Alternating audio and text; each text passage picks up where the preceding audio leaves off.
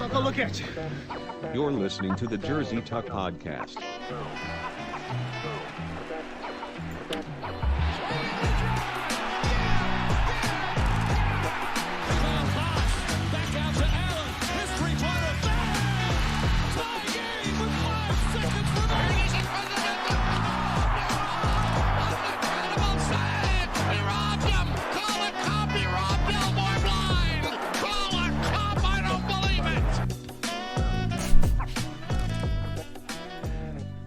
There. Hello out there. Thank you very much for joining us. It is June 11th and you're listening to The Jersey Tuck Podcast.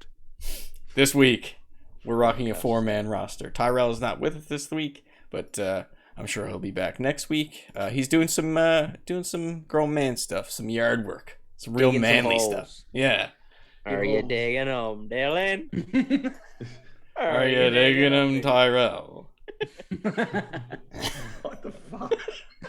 That's Mobile Goat by. You don't know that song? Oh god. As always, thank you to anyone that takes the time to listen to the pod. Thank you very much for following on Spotify, like on Facebook, subbing on YouTube, and watching us perhaps live on Twitch. Yeah. We're starting off with a bang this week. Yeah. Get our shout out Yeah. to the beautiful baby boy for giving us the first tweet. Oh, big shout out to Matt Kenny. Big shout out to Matt Kenny, because shame on me, because I've been saying for at least a few pods we really need that first tweet. I missed it when he tweeted in, so again, shame on me. Big shout out to Matt Kenny. Thank you very much for giving us that tweet and showing us some love on YouTube. So As always, Matt, you're a beautiful baby boy. much appreciated. Kisses. So this week we got lots of playoff talk as usual. Playoffs? Got some sad news for one of our guys. We have an exit for Mitch's boys, which we'll get to pretty much right away. But for the sake of me mostly just wanting to drop the sound drop once again, let's play catch up on the playoff picture. It's called a ketchup song.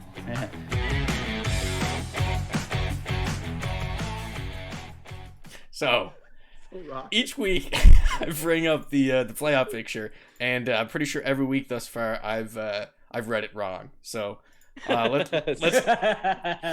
try again with starting off with the NBA. Currently, we have Utah and the LA Clippers moving on to the conference semifinals. Utah currently leads the series 2-0. On the other side, we have Denver and Phoenix. Phoenix leads 2-0.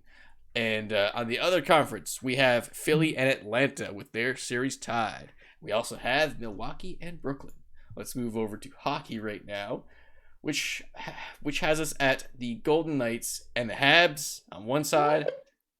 And that hasn't played a game yet, right? No. Okay. None of them have, right? None of them have, no. We're going into the quarter or semifinals. So there's no scores for me to mess up on this this week, so that's good. And we have the Islanders and the Lightning. Good stuff. Again.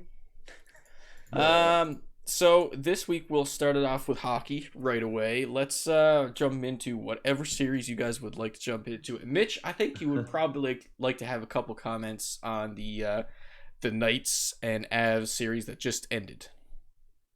Yes, I'd like to say one thing. Poop! Fucking poop! Big poops. So pissed. Tell us how you really feel. No, I think I said it on Twitter earlier, and straight up, and this Vegas was of every single team in the playoffs the one that gave me the biggest concern for Colorado. Yeah. And in a normal year, this is a Western Conference final, but just because of everything's divided up this year, they got to play them there. Those the two best teams point wise in the league. I mean, Vegas played playoff strong hockey. They played better. Colorado's depth didn't come to play. Sorry. Colorado's depth didn't come to play, and I felt like there were some guys that actually started to regress as the games went on, so they just got away from their game. But I mean, Vegas was the better team, so deservedly they're moving on. Mitch, do you as a Toronto fan who has history here, Do you feel like Nazem Kadri fucked the team a little bit? A little bit. I was gonna yes. say. Yeah. I was gonna hold off. I do. Oh, to be honest with you. man. I mean, So- you fucking sucks so Explain much, that. dude. Explain that in a little bit of detail for those who haven't caught Three- any of the games in the series. 3 in the last 4 seasons, the same thing has happened, right? 2 seasons in a row, back to back in the playoffs. Nazem Kadri, when Toronto plays Boston, gets himself suspended in the first, second, or third game of the series and misses the rest of the series, and the team loses. Right? He has 1 playoff last year, Mitch. I don't know how well he was. last year he played well. He was putting up He's a points. good playoff Great. player. Yeah. Until he does something stupid, and then this year he gives Justin Falk blindside hit, gets thrown out for the entire series.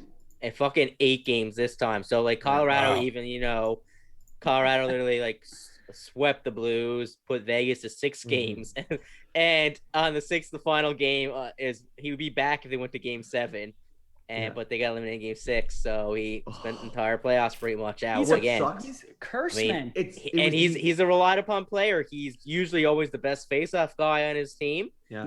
and he's your second Center line depth. center and stuff like that. I mean, that's a Here's some Game perspective. 7 would have been different if if he was there. I think they might have squeezed. I think they might have squeezed out a game at least. Then with you're looking at Kadri. Game 7, right? Yeah. So I mean, I'm not saying they would have won, but I think that the one game might, because there was a couple close games. One game might have went back their way. I mean, a couple key face-off wins, some smarter plays, or maybe a couple goals in their pocket compared to just being a 1-goal game. You know what I mean? It's just. Yeah, Little perspective it was- numbers here. I'm not sure if this is. I think it's right. 6 consecutive wins by the Avalanche to start the playoffs. 4 and then consecutive four losses Yeah, to end the playoffs. yeah. I mean, it was. I mean, like they smoked them in Game 1, but that's because Vegas were dead tired. They went from playing Minnesota in a 7-game series, then had to go to Colorado. Right. Game 2, Colorado stole it. Grubauer stole that game. They won it in overtime. Game 3, I think they got stomped in Vegas. 5-1, wasn't it? And Something like I can't even remember now. They're all Yeah. starting to blur together, to be honest with you. Yeah. But yeah, I mean, it took a while, but then Colorado started. The last 2 games, Colorado found their game again because they were getting pushed around by Vegas. But I mean, it's just some quick little goals, and it was actually literally just stupid little, like, I think Colorado probably made, like, in the Game 5.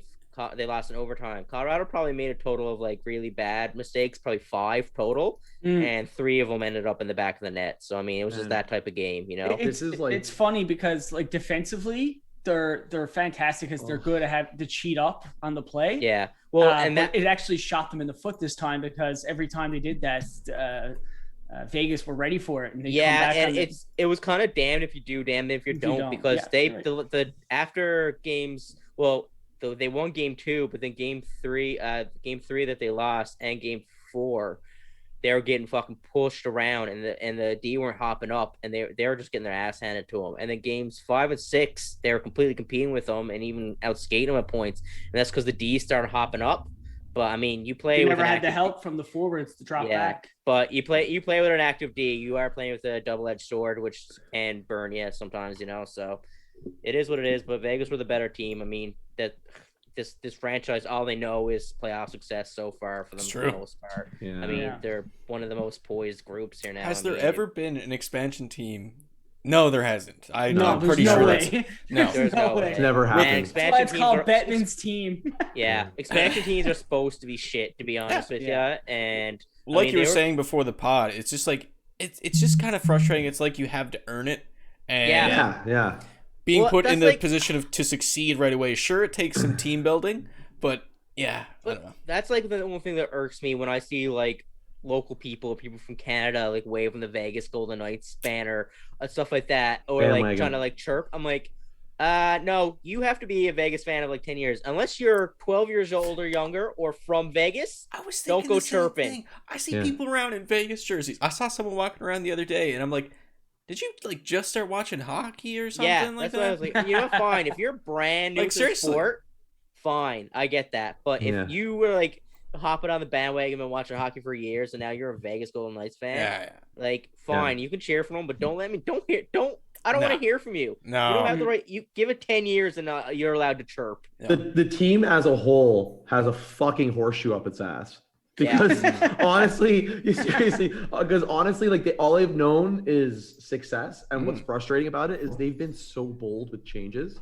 Yeah. Not a single one of their like big gambles have bit them in the ass. Petrangelo. Anyone. Petrangelo firing Gerard Gallant.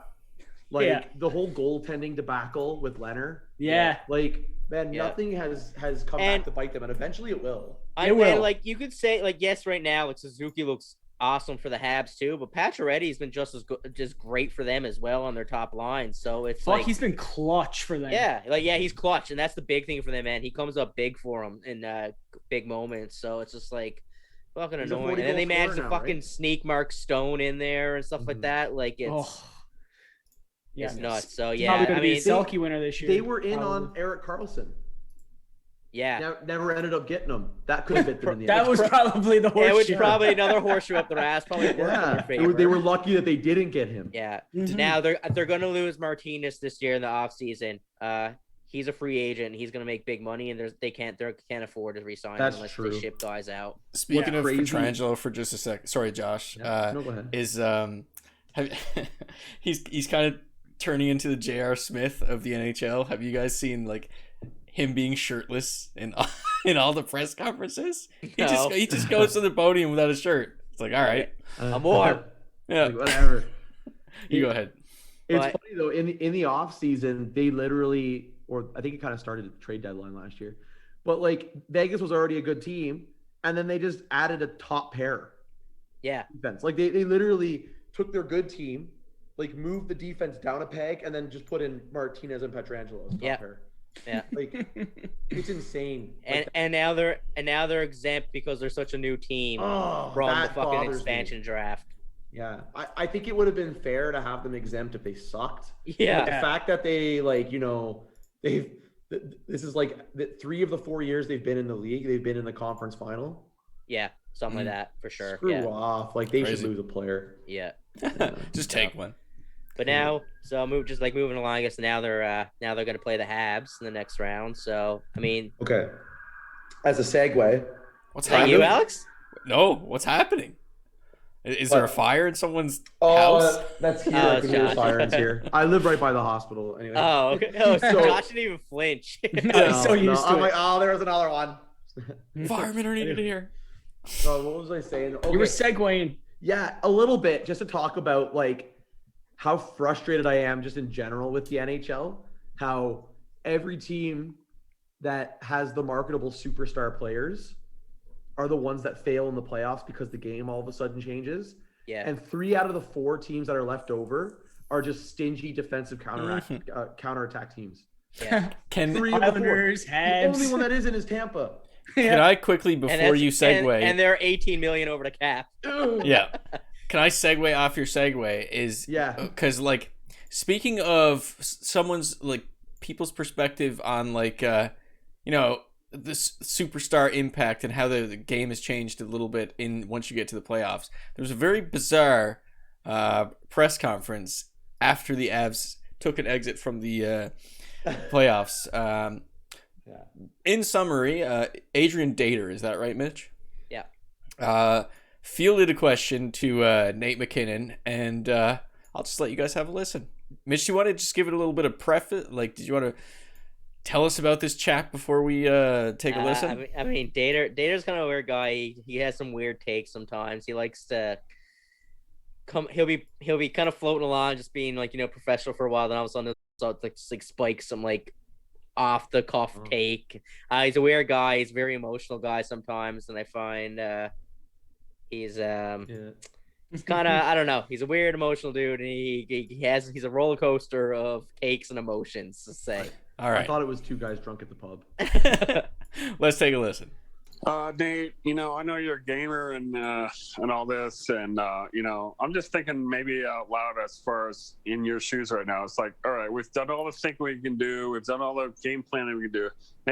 Maybe just fuck it. We'll just go in next year and just not think that anymore and just win this thing when we don't think so much. Am I on the right path at all with this? Like maybe you just guys think a little too much. No.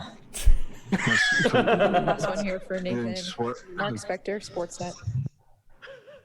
He had to process that too. No. He's just No. No. It's just like 5 seconds. And No. if you watch the clip too, like afterwards, after he says no, and whatever mediator you have there says a couple things, he's still like processing it. He's like, what? Like he's still like shaking his head, like, what the hell did you just ask me? Yeah.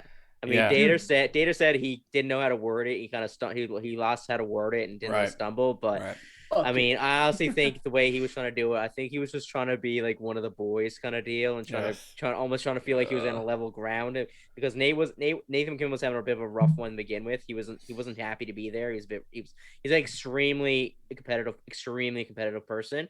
Like at everything he does, and he's a bit of a hothead too. So I mean, being there right now, they're answering questions. He wasn't too happy, right? So I think Data was trying to be his buddy kind of deal, but it just came off so bad. Yeah, very bizarre. Like, what was his point? Essentially, he was like, "Do you guys think that?" He's just saying, "Is everyone thinking too much because you have talent?" Are you guys overthinking it and thinking about too much? So you come in the next season and just not fuck think. It. Just say fuck. Yeah, fuck it and go with it. Like what? Like what?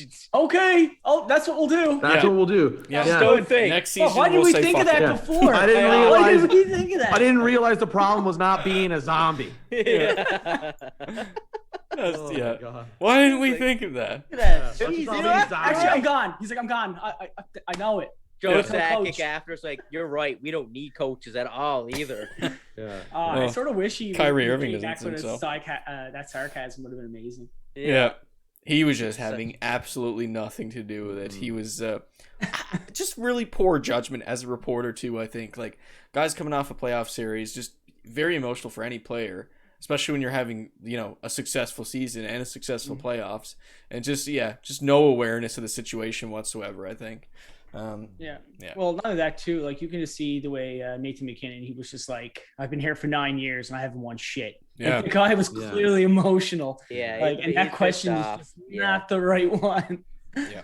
Yeah, he's getting irritated and stuff like that. He's just kind of, I don't know, it's weird. It's But good you got to be irritated. It's good to be irritated on a good team than irritated on a bad one. So he could be Eichel right now. So yeah, well, he could be. Well, he should be like, you know what? Just take a step back. Just speaking of Buffalo, there was a quote from the management team there that pretty much said they have no intention of bringing Eichel back. I'm like, yeah, I read that. Okay, yeah, I'm sure that's it's your guys' intention, not Eichel like wanting to fuck out. Somehow he'll end up on Vegas, and we're like, what? Yeah, what happened? the fuck? Yeah, how did you get him? Vegas or Tampa? Vegas or Tampa. Put him on the LTIR until the playoffs. Yeah, and then they'll put him on. Yeah, it'll be Vegas or Tampa again. Oh my God. So let's pivot a little bit more over to Fred. Now, keep in mind, listeners, when we started this playoff campaign of the Jersey Tuck, our guy Fred, he didn't go in with very much expectations. Turns out he's the only one left. So there's that, and King of the North. So they pulled off a nice little series against Winnipeg. Swept. And Fred, do you want to make any comments about it? What are your feelings on your boys right now? I think the tipping point, though, to be honest, was besides the fact that Winnipeg were just all around poor. My God, they were bad in every aspect. That Scheifele hit was really, I think, the turning point. You lost your top center, you start juggling your lines in the playoffs, and then you had no mojo going. But you got to hand it to Montreal. Like, as much as they're the ultimate underdog right now, but as a team, collectively, all the lines are working together. Defensively, Montreal had the best stats on the power play. I think not power play. God, no, Tampa has best, but like their penalty kill is like 92%. Like they have one of the worst penalty kills during the season. I think they were like 21, 22. Wow. But now they're first. Like they've been fantastic. They're missing a lot of guys. Like, you think about, like, Petrie is a huge loss now for Montreal. Is he actually out for a long period of time? Well, he dislocated his fingers, right? So I think thought he was he's playing. back though, Fred. I heard he's going to miss game 1. Okay. But it's all speculation, right? Because he does require surgery, but it's surgery that can wait. He's playing through it. Yeah. But they did say, I think it's per Dom Ducharme that he's a big question mark for game one. Well, I don't think you're going to see him do much shooting of the puck. No, it's just literally defending. That's literally it. Fuck. Go on the ice, freeze his fingers, go back out, freeze his fingers, come back out. But no, I think Montreal, I think they do belong where they were. I think they because they're such an underdog, I believe they're in people's heads or teams' head where they're looking at obviously you got to go through this gigantic defense that are not really fast, but they're just big burly men. Lumberjacks. Offensive teams don't have they can't get around them. They don't have space. Yeah, and then luckily. And then once you do get past them, you're looking a bit through Carey Price. And if you don't that guy he's probably one of the best moving goaltenders from side to side in the league. Yeah. And him and probably Vasilevsky. And then you're part of that though, just Vasilevsky's so fucking big. Yeah, he's humongous, right? So right then and there, Montreal are looking pretty solid. And then, like we said, Josh and Mitch, when we were saying Montreal's identity is just opportunistic, that's what they do. So when these big guys shut you down, they look for the fast break, and you got Toffoli and Caulfield and these guys just getting lift. Okay, here's a crazy stat. Freaking Montreal has a plus in shorthanded. They had more shorthanded goals than other teams have power play goals. That's that never happens. Yeah, unbelievable shorthanded goals galore in Habland right now. I am intrigued. I feel like this next matchup for them is going to be the one that really is a departure from what they've seen so far. Yeah. I'll be honest, and this is not an indictment, Mitch, on Colorado as a team, but their style of play is a lot more similar to what the Habs have seen so far. They just do it a lot better, for sure. But I think Vegas playing Montreal is going to be really weird. It's like that. I feel like Vegas, I think, are a bit deeper, but it's like that fucking Spider-Man meme. I look at it, it's like Vegas, New York Islanders, and Montreal are all the Spider-Man meme, they're all pointing at each other. I think Vegas is going to be what the Jets were supposed to be. Yeah, I think that's what you'll see there. Bit more physical. The only thing is, and to be honest with you, from my opinion, I didn't see much out of Marc-Andre Fleury made a couple big saves to keep a game close or the lead to him, but overall, consistently, man, because Marc-Andre Fleury wasn't impressive. If you can get to him, it's not hard scoring on him, man. He got a weak glove side there, and I think goaltending battle right now. I mean, Montreal has the hand.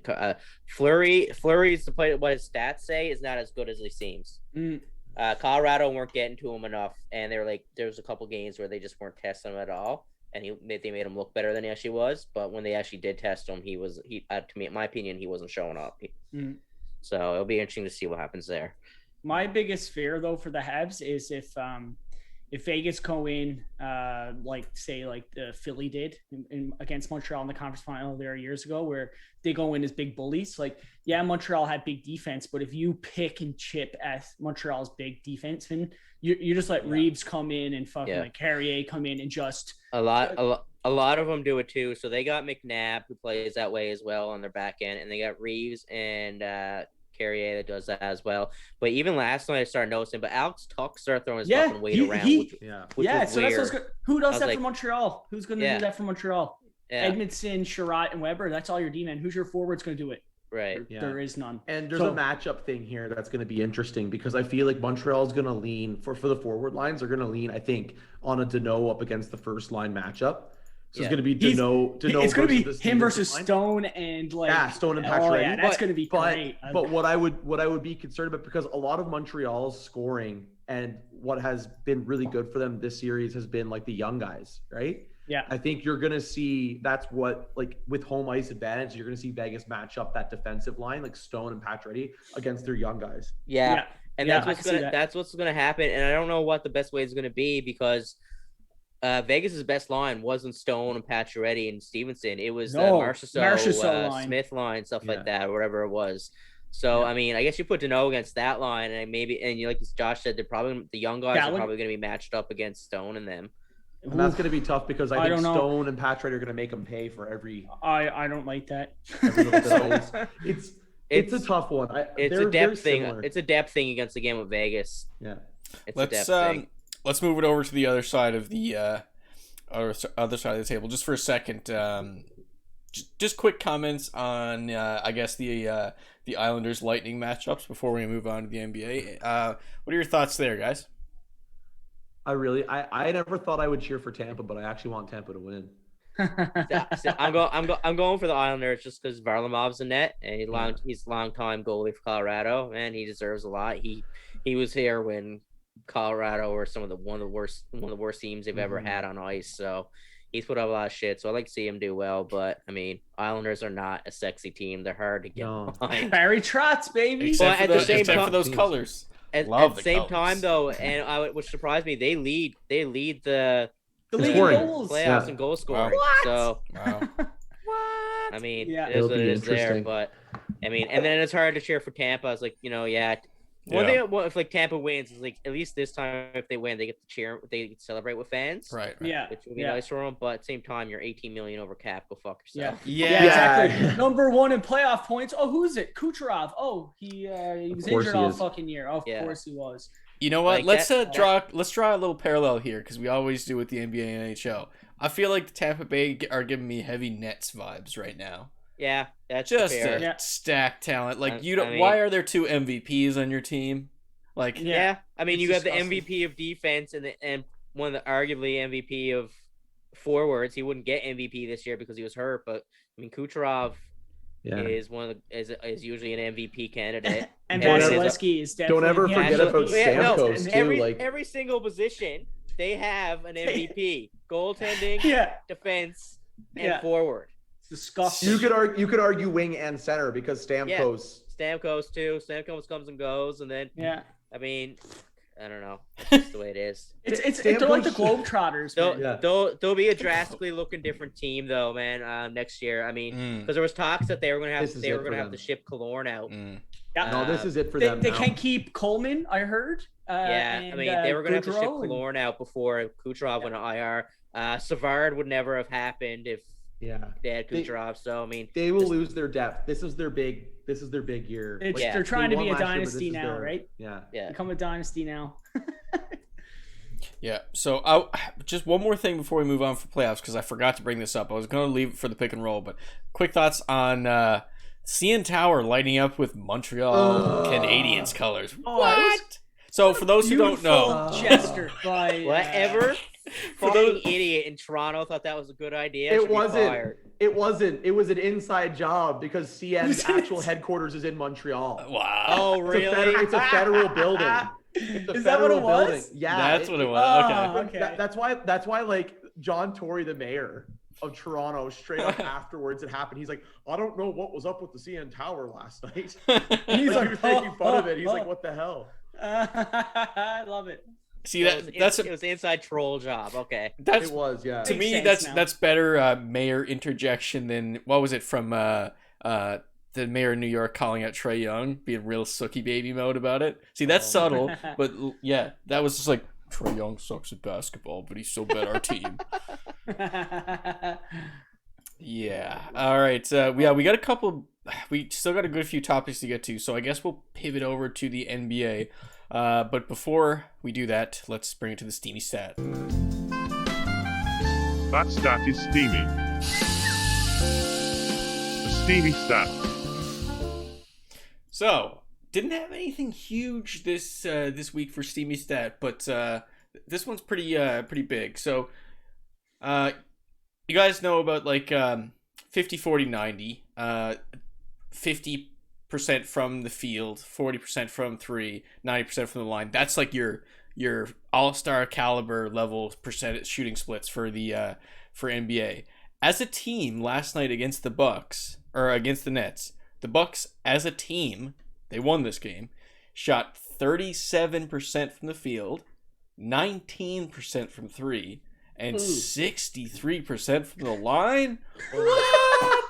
What game was that, Alex? And they won? They won. So this is the thing.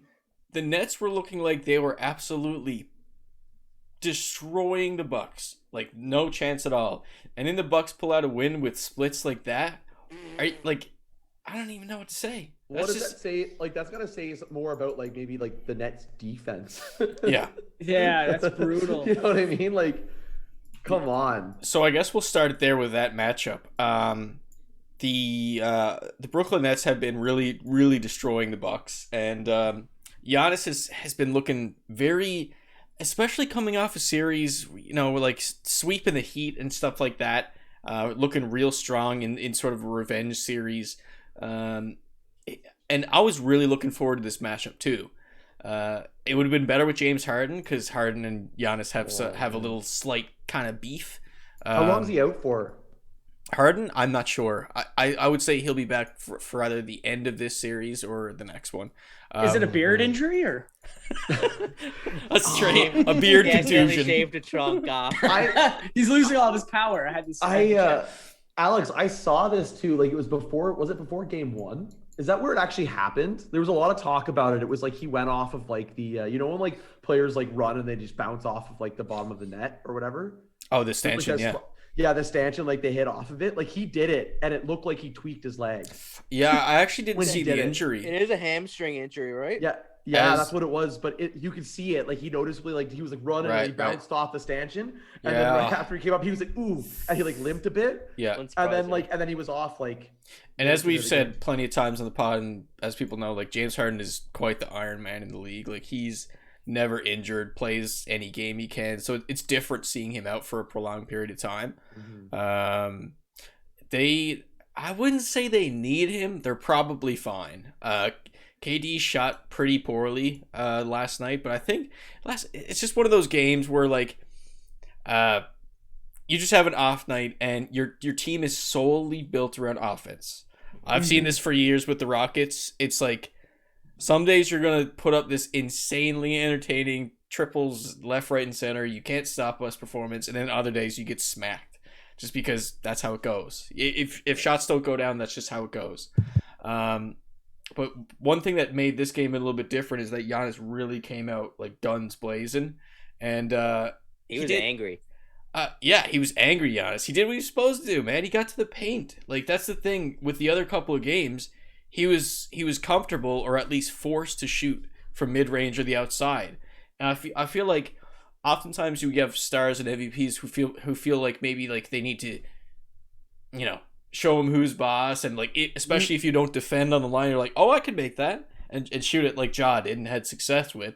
But yeah, Giannis just not he doesn't have that stroke from range right now, so he's just keep doing what he's good at, driving the lane, overpowering dudes.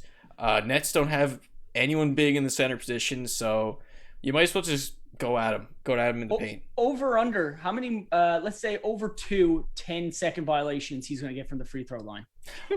Okay. Oh my God. I'm glad you brought that up because this is a call that is never really, it's never really called. It's in the rule set, of course, but you never ever see it as a foul that's called in the NBA. But like, obviously people are bringing attention to it, and they're counting it in the stands. So yes, they were counting it in Brooklyn. They were chanting it. So the rule is you have 10 seconds to shoot the free throw from the time it touches your hands. Giannis was clocked at like 13 seconds and stuff like that. See, like his routine, he has 6 dribbles. He dribbles it 6 times on the ground before he shoots it. And for me, all I'm thinking is, man, you gotta shorten that routine up, especially if you're in your own head, right? Because that's 6 dribbles. That's 6 dribbles to think about, like, oh, am I gonna make this? How am I gonna shoot this? Just dribble it once, and I don't know. It's something he needs to switch up. You'd think like free throws too, like it's more of a muscle memory thing. So like it's gonna be hard for him to break that if that's what he's used to doing. Yeah, he's got to change his whole routine. Yeah. You're right. That's a mental thing there. It's like you build this routine where you just do the exact same thing every time. Yeah. So that's gonna be interesting. Yeah, it's gonna be different to adjust, that's for sure. But it's good to see him go into the paint. KD is still a monster. Like you can't defend him. Period. Yeah. You just have to hope that he doesn't sink shots. Kyrie is incredible. His splits are giant spaghetti king. Alex, can we talk about the old KD and Tucker confrontation? Oh, absolutely, we can. We can talk about how PJ Tucker's a beast for sure. He is. I didn't realize how huge he is. Like you look at big man. KD, he's obviously huge, but he's long. But then you look at Tucker, I'm like, he is a stocky beast. Yeah, and we can appreciate Tucker on this pod because he played for the Raps and the Rockets. So I want to know what was said. I really want to know what was said, man, because something really triggered KD too, and he went over and said something, and then it really triggered him, and then you just seen just pushing and shoving. I love it. I love seeing that in basketball. You gotta be honest though, it's almost like everything triggers KD. Because he's known for being ultra sensitive on Twitter. Burner account is basically associated with Kevin Durant. But yeah, it's nice to see. I think it was PJ that fouled him on a jumper, and Kevin Durant mumbled something under his breath, and then PJ went right over. He's like, "What?" Got right up in his face. PJ's 6'5", I think. KD's 7 foot or more. And not like he's an ultra intimidating big man or anything. Like you said, he's slender slim. man. But yeah, PJ's basically saying, "I don't fuck around," and you're in my house now. So it was cool to see. It's nice to see guys like that, veterans, getting their dudes back into the game with just little things like that. Another funny thing: Giannis's brother plays for the Bucks. For people who don't know, and I honestly be surprised if anyone knew because he's that low key. He's such a deep bench player. He had a clutch block, and Giannis's brother's doing the raise the roof thing for Phil Milwaukee, and it was so amazing. But it's just I don't know. You like to see the guys getting their team into it. It's just so funny because he's a deep bench player, and I had no idea. Yeah, I think his name is Thanasis. Thanasis. It's very Greek. Very Greek. Very Greek. But I'm very glad because getting a win when you're down 2-0, it's almost cliche to talk about playoffs like pivotal games. This is a very important game to win and all that kind of stuff. But I think at that point, winning a game is very integral because if you're down 3-0, you're not coming back. You're probably not coming back. Yeah, no. But they always say too, you're once you lose on home ice or home court, then you're in trouble. Right. Yeah. Right. Shall we talk about we could talk about the Hawks Sixers for a little bit. Trae Young and his boys really pretty much upset the Sixers in their first game. I was surprised about that. Can't say there's too much to say about it though. I was very surprised that they did pull out that first win because I think for the most part I would say that Philly does have the upper hand in that series.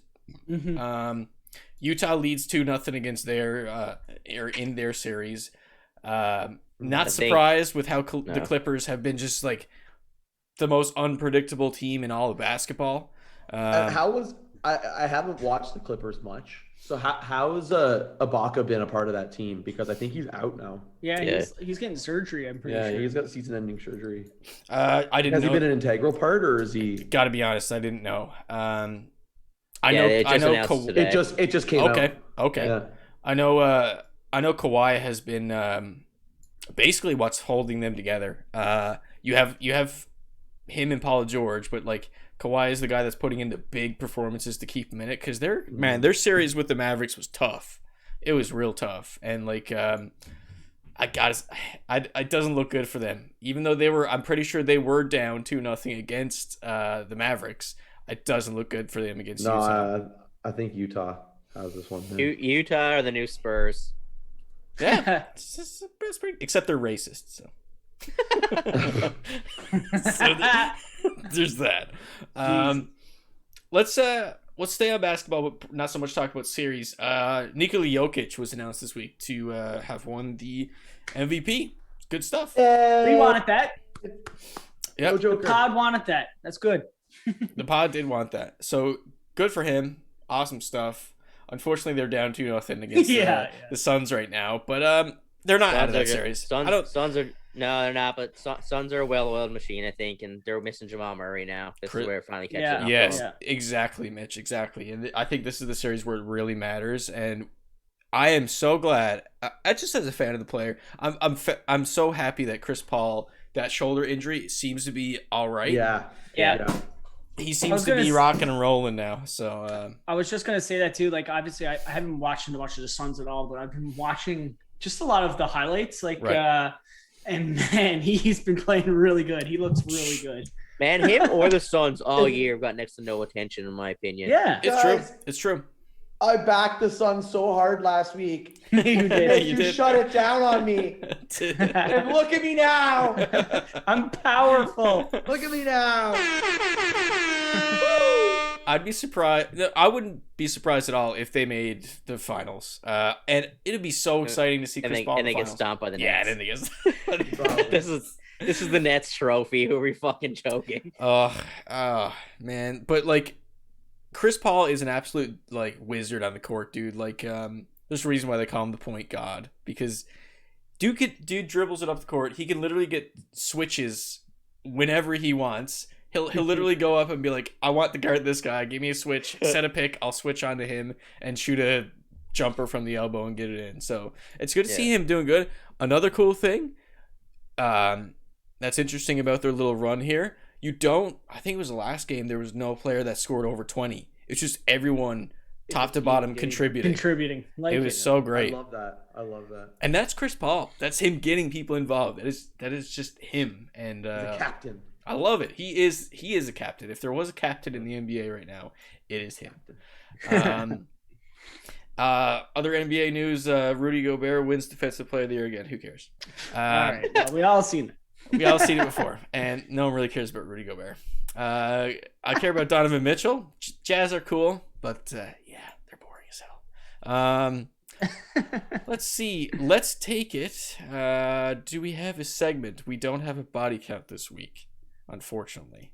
Damn, weird, eh? There's been nothing in the playoffs at all for body count. It's so strange. I'm trying to think, think about say the NHL, for example. It's been clean, like, for the most part. No, it has not. Okay. The Chushka got laid out last night. Yeah, that's true. I forgot about that. Helmet went fucking flying.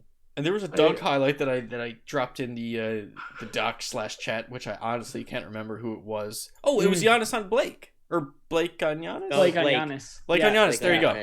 Let's give it to Blake. All right. Congratulations, Blake, buddy. You got one. Trophies in the mail. It's on the way. It was funny. There was a couple people saying, it's like, can the city of Detroit sue Blake Griffin?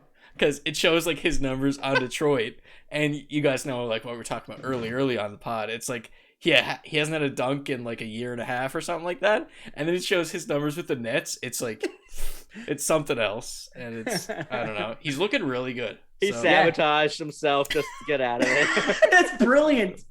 Brilliant. Yeah.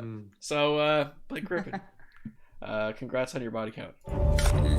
Body count. I thought Josh was going to say the Shifley hit on Jake Evans. The Shifley hit. That was right there. Yeah, I was we decided last week that we were not going to talk about it. The result. I think it's in bad taste.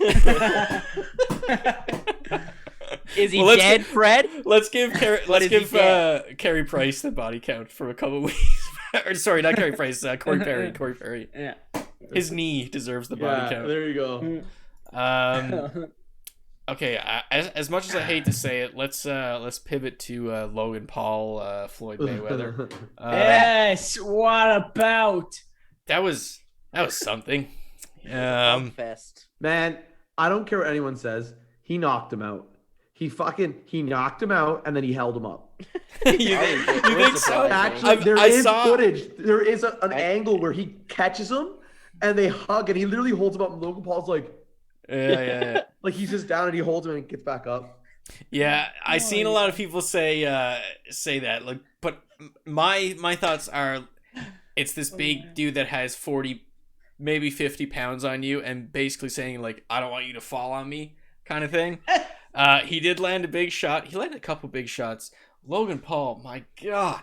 As I've said on the pod a couple times, dude has no technique. His brother has a tiny bit of technique. Man, you watch the first round. a couple of us watched it together. Logan Paul had this laughable like flurry at the end of the first round, slapping him with the sides of his fucking palms, man. And it was cringe, man. I saw this great tweet. It's like Logan Paul looks like someone button mashing a controller. Oh my god! In a fighting game, and it was just That's it was all money grab and publicity. That's all. Floyd Mayweather is the ultimate troll, man. He is, man. He knows too. He's like he could have knocked him out. Yeah. Oh, he's totally could have. Well, he said one of the big quotes from the whole debacle was like, "This is a legalized bank robbery," and yeah, that's the best way to say it. Yeah. I don't even know, dude. It was such it's ruining it, man. It's ruining the sport. God damn I know people are like, there was like the fella from ESPN, he used to have a show with Kellerman.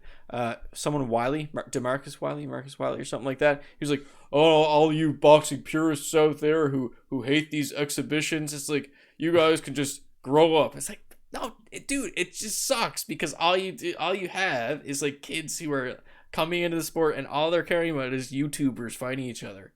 Yes, yeah. It's a big deal. It sucks. Like, and then you got the other people that like it just gives fuel to boxing's dead.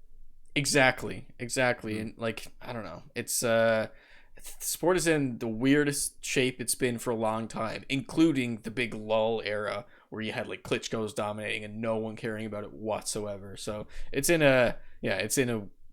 probably more popular than it was back then because you can actually access it, especially on Canadian television over here, which is weird. Mm-hmm. But yeah, weird state for boxing at the moment. And I don't really have anything else to say about the card. I don't like it. There's nothing really exciting when we watched it, to be honest. A couple of us are huge Floyd fans, and like I love watching Mayweather fight. The realistic thing is he's 44 years old, and it's like, and he's fighting an exhibition against a YouTuber. So how much can you really care? How much? Yeah, like what do you really expect to? Yeah, It was never in his DNA to go knock someone out. No, this was a signed TV deal. This was. Yeah. Let's make some money. So I can't say like it's the biggest. I can't act like it's the biggest crime in anything because like plenty of big stars from past eras have done exhibitions and stuff like that. Sure, Mike Tyson just did one a couple months back with Roy Jones. So it's not a foreign thing, but can't say I like it.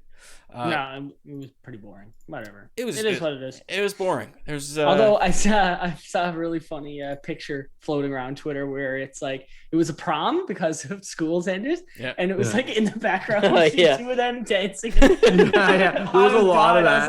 I was like, that's good. That's pretty good. Because that person never caught it. I was like, oh yeah, there's kids, and in the background they're just dancing. A lot of like edited ones when they had was it the face off, like at the weigh-in. Right. Yeah.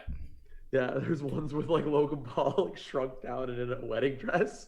They're both just there like, oh my god, it's so funny. That's pretty good. Also, it's probably a first for a dude walking to the ring with a Charizard around his neck as a $1 million as a money piece.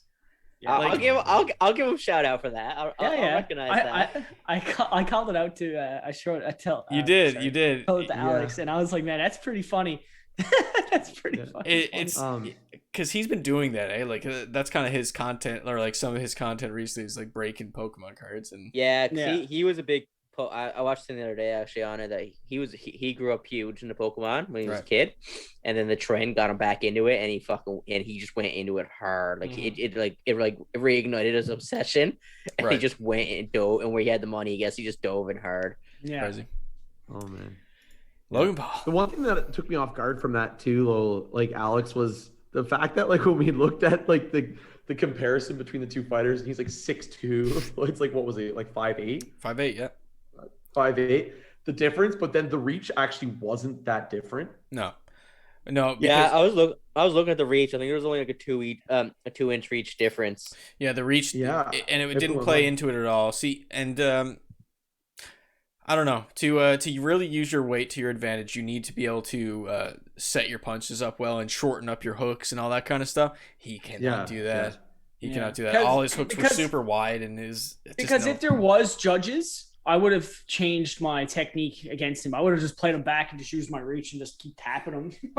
Keep Mayweather away. Yeah. Who knows? Yeah. You're gonna see Jake Paul fight again, and we're gonna talk about it. So whatever. Yeah, whatever. We'll do it.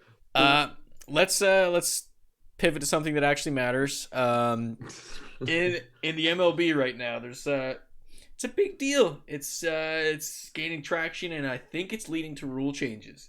In a league that's kind of averse to rule changes because of tradition and all that kind of stuff. Spider Tack and similar substances being used in the MLB. So for those who don't know, it's used by every position, but it's probably shows the most significance in pitching. So what it is, it's a sticky substance that guys have on the brim of their hat. Sometimes they have on their neck. A lot of guys are really discreet with how they go about like hiding it and putting it somewhere. Sometimes they have it on their glove. They wipe it on their fingers, and essentially it grips the ball. So as it's rolling off your finger, throwing a pitch, it'll increase the spin rate. So speed, break, all that kind of stuff.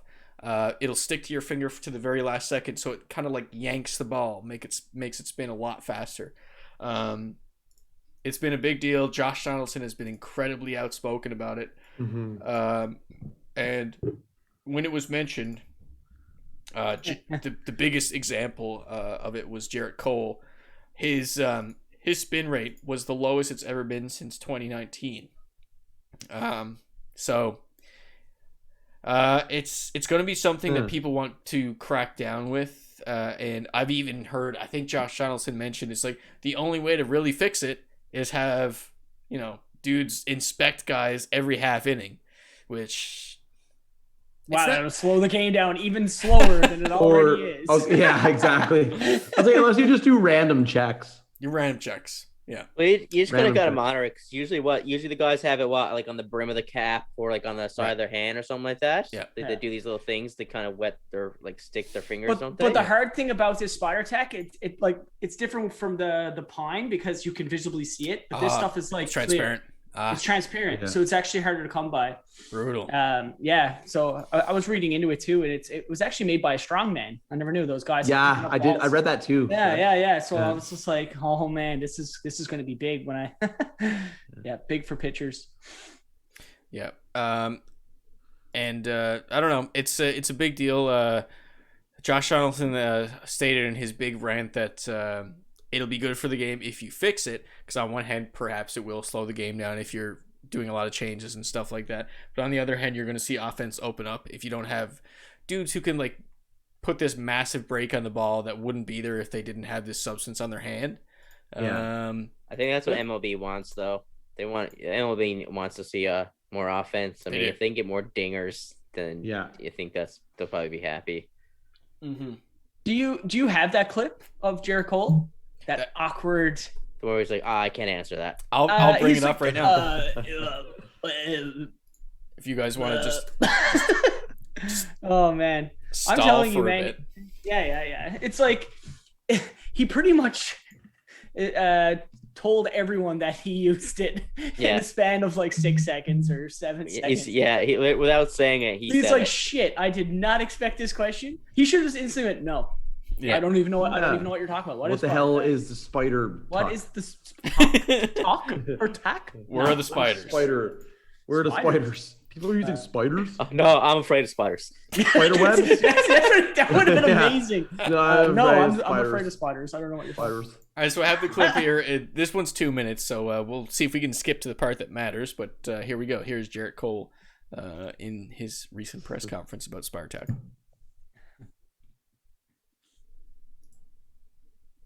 Obviously, it's undesirable, but I understand this topic is important, to everybody that cares about the game. And in regards to Josh specifically, I kind of felt it was a bit of low-hanging fruit, but he's entitled to his opinion and, to voice his opinion. Classic.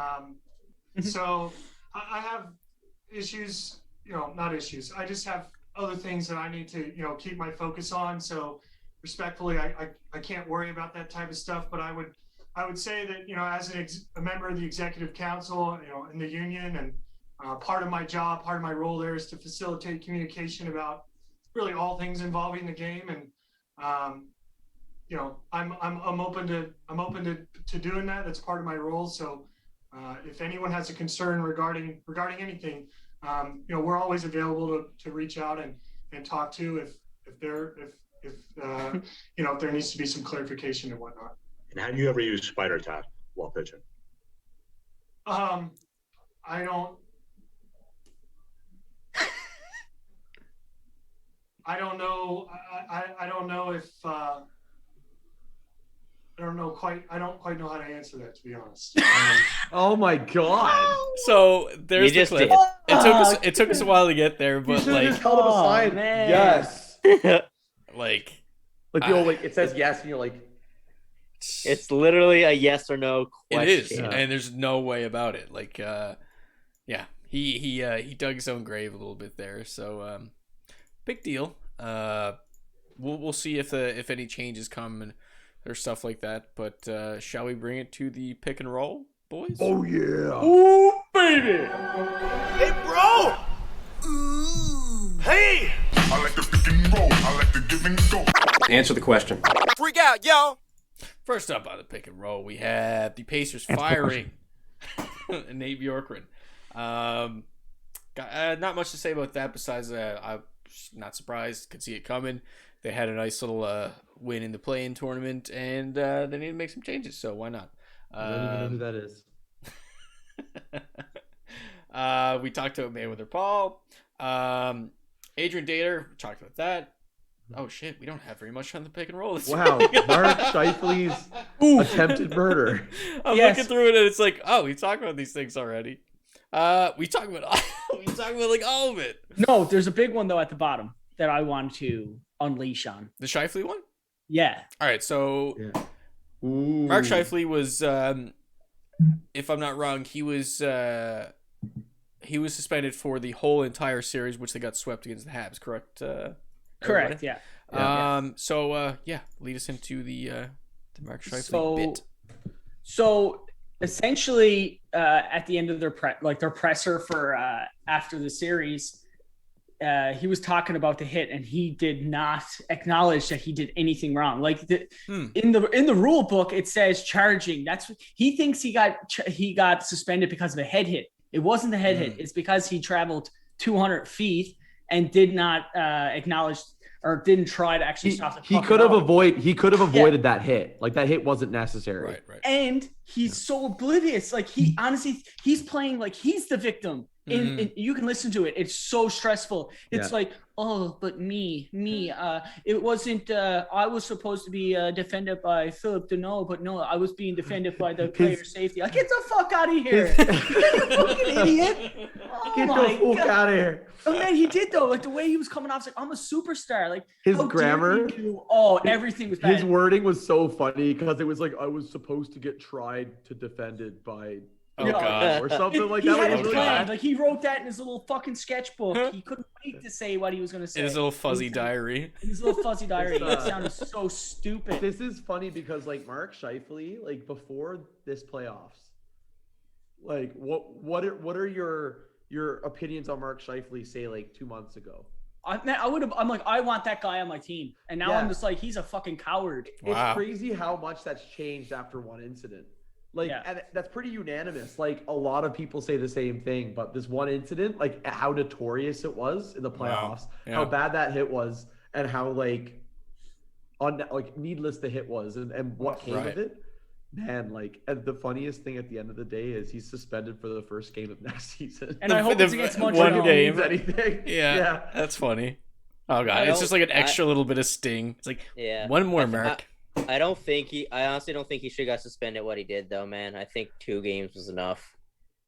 If Jake Evans gets up, that's not even a suspendable offense. I guess, yeah. The fact that like, yeah, I think that the suspension comes from like it's not a hockey play thing. Like you could avoid that. You could have done something else to the puck, made a play, that kind of thing. I think that's why he got 4 games. Yeah, but if Jake Evans gets up and there's a scuffle about it, everyone's just like, that's playoff hockey. But let's Right. just say, okay, last night, or say when Mark Stone scored that game-winning goal, what did Graves do? He dove for the fucking puck at least before he scored it. Oh yeah, That's no, all Scheifele had to do. He had time. I'm time. not disagreeing. It's a dumb fucking play, but I mean, I know where you're coming from. I know where you're coming from, Mitch. It was a clean hit in regards to the hit being delivered. Yes. It was, right. or the body contact, I should say.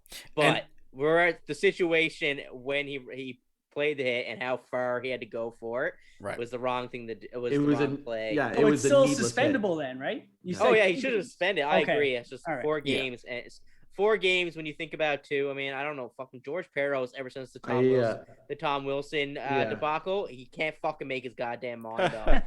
And Mitch, I'm of the belief that right now it's literally George Peros throwing darts at a dartboard. Oh, it definitely is. It's just like, And like he now has no now idea. he's overcompensating because he fucked the Tom Wilson situation up. Yeah, you in my never know opinion. what's gonna happen. Right.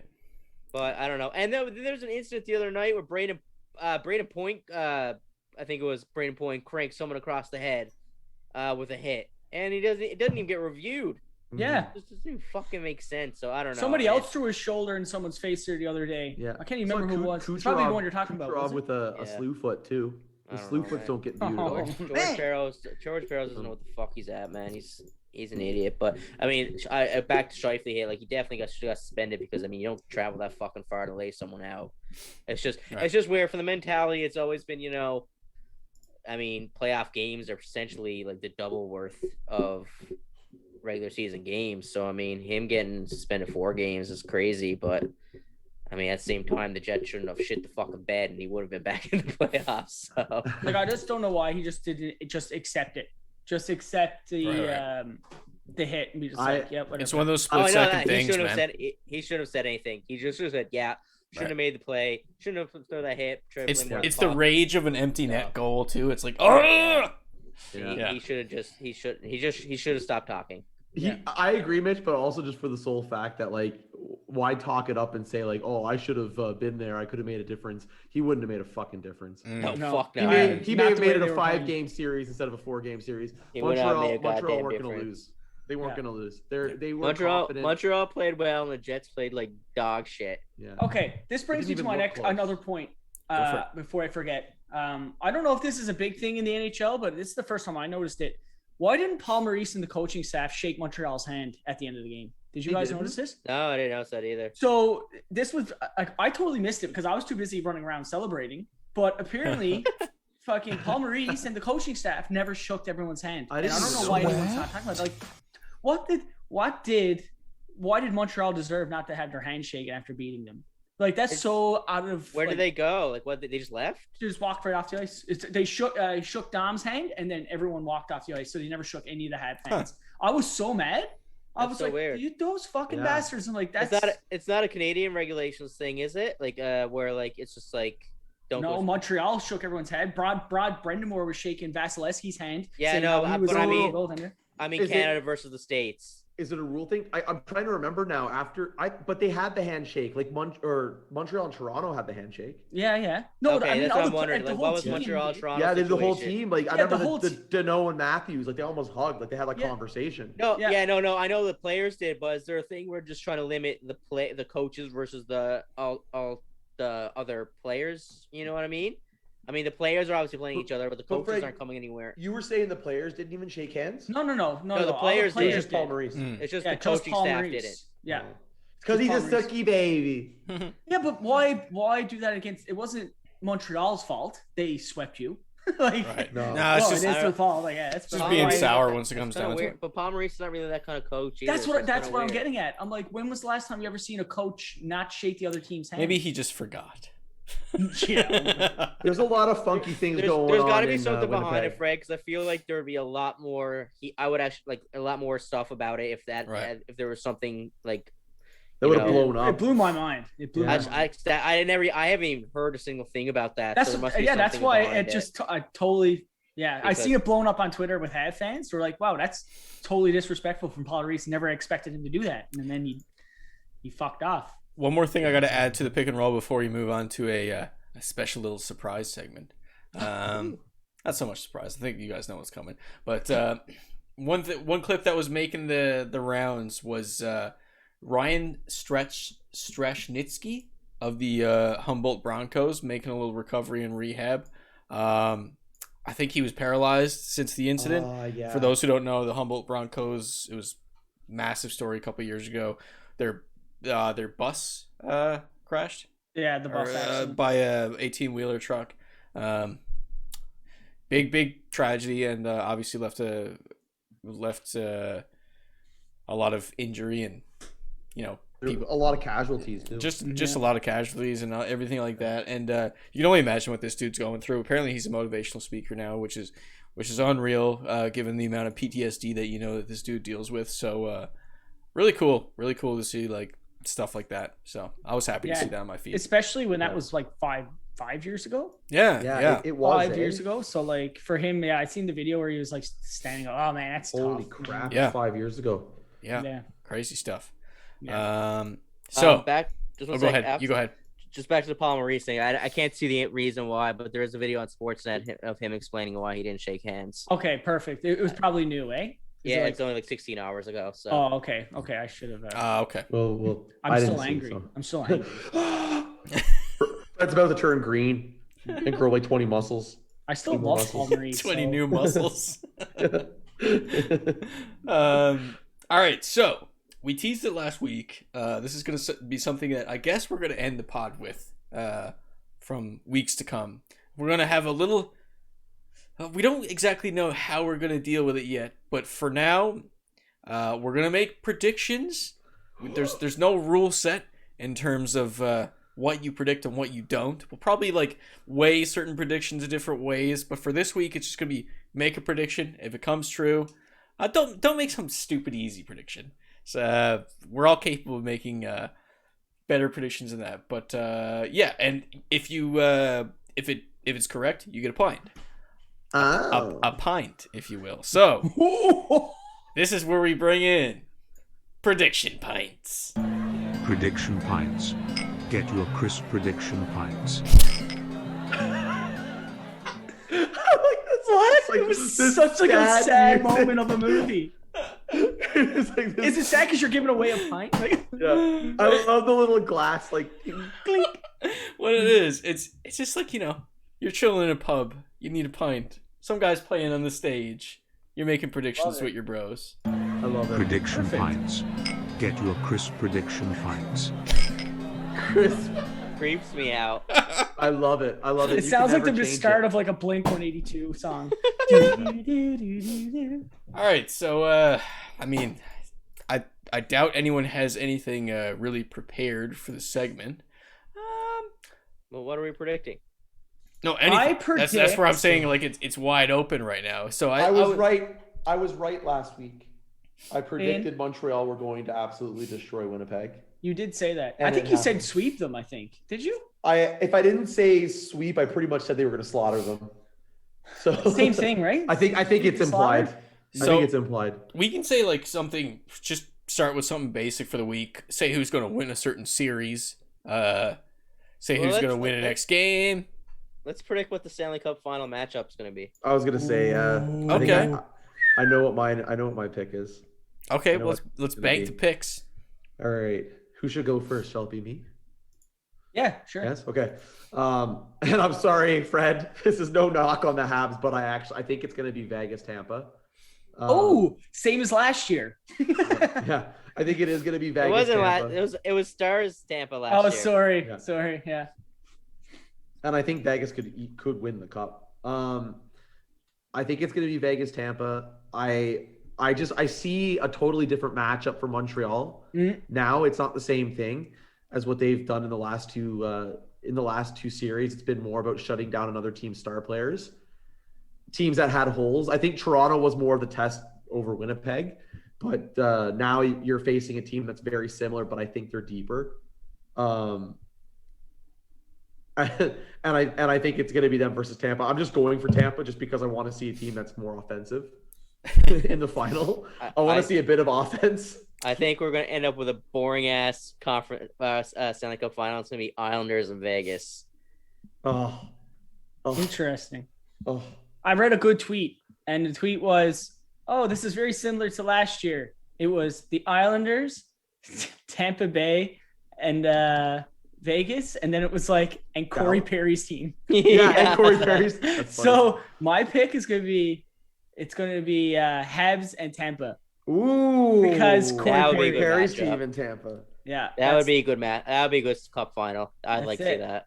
I'm jumping on my Habs, man. They're just I'm feeling it. I would like to see the Habs go to the final, but I'm not picking them because every time so far I've always picked the opposite team and they've won, so I'm not picking them this time again either. So what's your final playoff matchup or final Stanley Cup final matchup there, Mitch? For your playoff pint. I think it's Stanley Cup final is gonna be Islanders and Knights. All right. Wow. So interesting. We all pick different. That's good. That's good. This is not a steamy stat. I guess it kind of is, but also to back that, I think with 4 wins against the Habs, Marc-Andre Fleury will move into 3rd all-time playoff wins. Yeah. So I think it's going to happen, and this guy's got a Hall of Fame career, man. Marc-Andre Fleury. Yeah, the flower. The flower. If he wins another cup, he's got 4, man. Wow. Nice. So, good for him. 5. He might have. It would have been. Or Carey Price can have his first, along with his gold medals. I was going to go. I'm not saying he doesn't deserve it. And his Vezinas. That's another thing too. Like if the Habs won, I'd love to see Carey Price finally get a trophy after all the shit he's been through. What about Shea Weber? That and monster. And there's another one, and Shea Weber. I was going to go the same direction you did with the final matchup. I would have chose probably Nets Suns. I think. I don't know. It feels it's not that easy on the West, which is a different thing to say in an NBA season. It's not a lock for the West. So. I'm not even gonna pick the matchup. I'm just gonna say Nets are winning it. Do you want to change your playoff pint prediction to that? You can. Are you gonna make 3 pints on that? Would you bet 3 pints on that? All right. Yeah. All right. Hey, that's gonna be something we'll bring into the segment. Betting your pints. There you go. Yeah, we gotta bet the pints. I think Oh, go ahead. What I'll do if the Nets don't win, I owe you all a pint each. There you go. Oh. So my playoff pint prediction pint will be: does Milwaukee win another game against the Nets? I'm gonna say no. I'm gonna say say the Nets take that series. I'd hop on that one too. Yeah. So that would hurt. So it'll probably be a little. I don't think it'll be next week that you guys will be paid out your pint. I don't think. Will it be? Will the series be done? No. Maybe just.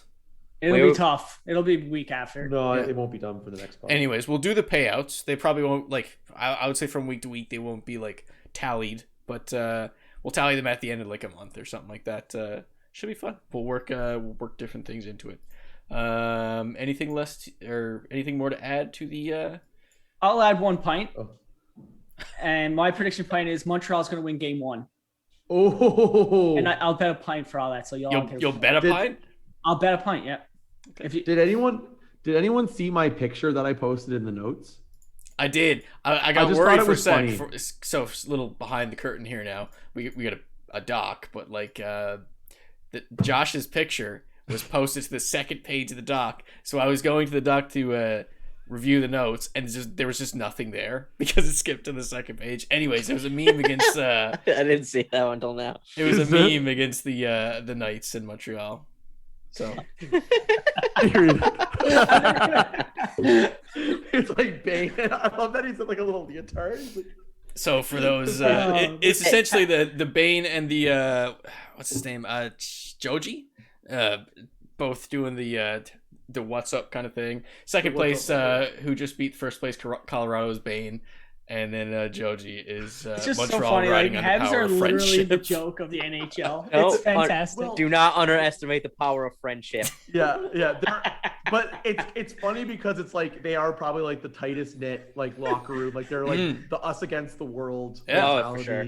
I just look at Caulfield hugging everybody. And he's just so happy just to be, I'm 12 and I love everyone.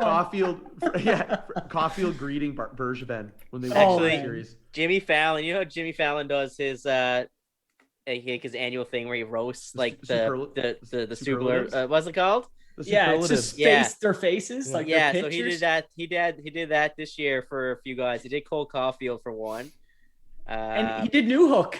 He did Alex Newhook, good Newfie boy. He also did JT Confer in Colorado. Yeah, that was pretty funny. He did someone else who's like I don't even know who's playing for Montreal. He did Caulfield, and who was the other one he did? I was like, I don't even know who it was because I don't think he's playing in their lineup. He did Hedman too. He did Hedman. He's like, I think it was most likely be able to fry eggs with his brain or something like that. Yeah. Because he was like evil, sinister, like I don't know. Man, there's some beauties of like roster pictures in the NHL and NBA. I think more so in the NHL, to be honest. There's really what's his name? Tanev of the Pittsburgh Penguins. Why didn't he pick Tanev? Brandon Tanev. Because he always looks shocked. He looked like he was scared. I just saw a ghost. So as we wind down, we'll definitely see if we can define more of what the prediction pint segment is. We'll set up a rule set and stuff like that for the coming weeks, but that should be a fun thing to carry from pod to pod. I guess we'll close it off there. As always, is there any closing thoughts, boys? Actually, before that, make sure you follow on Spotify, like on Facebook, sub on YouTube. Big shout out to Matt Kenny for that tweet. Any closing thoughts, boys? I hate hockey. Me too. I love hockey. I do have one last quick thing I just want to mention, just because it really bothered me. I saw it today, and I think Spit and Chicklets just posted it too. I don't know if you've seen it, Mitch. It was after Vegas won. Oh yes, clinched the series, and it was the fans just roasting and picking on the two Avs fans. Yeah, there was two Avs fans. They were posted down by the glass, and one of them had a Colorado flag, and a Vegas fan comes down and rips it from him, runs back away, and Buddy chases him down, and then like other people start like pushing him and knocking him over and picking on him. It was like bullying, like they were just like pushing him around. Stupid, man. It was ridiculous, and it's like, but you know what's funny? It just jogged my memory that I wanted to bring up, and I thought it was hilarious. So, for no reason, also like, Nashville have been out since the first round since Carolina, but Vegas Twitter account added Nashville Predators saying, "Hey." I was like, "Hey, Nashville, does this deserve a banner?" Because Nashville used to get roasted before because they put up a banner for I can't even remember what it was, but it was kind of a weird banner. Yeah, I know what you're talking about. But anyways, they randomly they didn't even play Nashville at all this year, let alone in the playoffs. What they just ran after beating Colorado last night. It's like, "Hey, Nashville, does this deserve a banner?" And it's like, and so then the Nationals account started. Yeah, it sure does. And it was a banner of like, it was a Vegas Golden Knights banner, but they had it photoshopped and said, "This is why nobody likes you." Yeah. That video just leads to a prediction pint. Ooh, oh god, it's nasty. We're really prolonging the end of this podcast. Habs in four. Oh, and you know what? That's funny. Spit and Chicklets also posted after that. It's like, "Sorry, Montreal, business checking." Choosing the Habs, because every freaking team he hatches onto every round gets murdered. It's that Grim Reaper meme where he's like, after like knocking on the doors, and the teams have been killed. So the next one's that's the pretty Habs. funny. That's probably the likelihood. All right, we'll shut it down there. Get back to the prediction pines next week and the following weeks. Guess we'll see you later. Bye. Bye bye. Bye bye.